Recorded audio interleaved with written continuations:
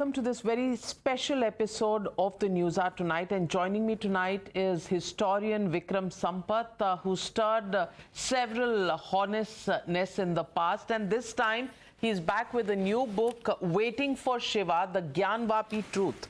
Vikram Sampath, what drove you to write this book in the first place? Let me just begin at the beginning. You've spoken to Hari Shankar Jain, you've spoken to Vishnu Shankar Jain, and those conversations are something that you mentioned in the book. Did it deeply move you to study the historical context, and what really did you find? Thank you, Navika. It's so wonderful to finally be, meeting you in person and having this interview instead of those Zoom, windows.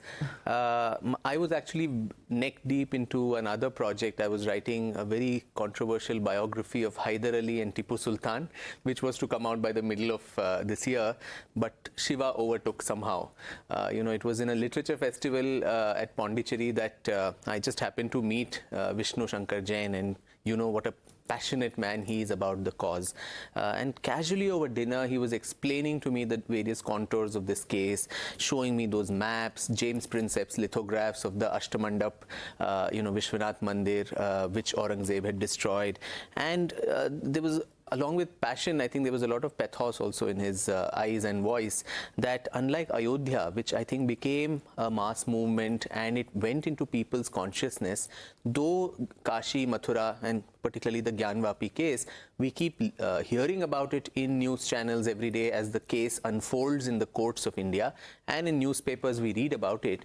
I think people don't know the historical background and the contours of what is it that we are fighting for. Is it something that has just started now, or does this case have a really long historical gestation? And so that conversation really, stirred something inside me that it's almost a historian's burden, or should I say responsibility, to ensure that all these documents need to be illuminated into the public realm.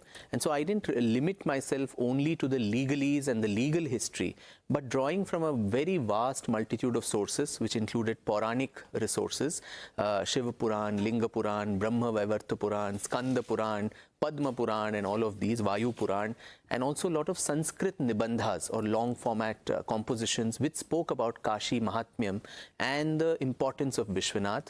Persian and other traveler accounts, right from Al-Baruni, Ibn Battuta, to a French traveler, Jean-Baptiste Tavernier, Peter Mundy, Niccolo Manucci, the Venetian traveler, and Persian accounts, the chronicles of Aurangzeb, Masire Alamgiri, and all of this, and the legal history of the case.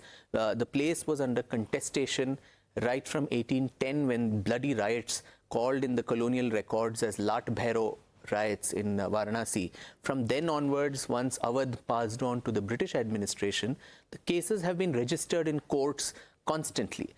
So it was a Herculean task for me as a historian and writer to piece together, multitude, a very wide range of sources, to piece together a very troubling story of this history of Kashi Vishwanath temple, which we don't realize. Even now we go to the newly furbished Vishwanath corridor, but we don't realize the struggle that our ancestors put at every point in history to reclaim that. Shrines fell, shrines rose, but the Hindus of Kashi never gave up. And that's a story which in itself is so inspiring, at the same time deeply traumatizing. Let me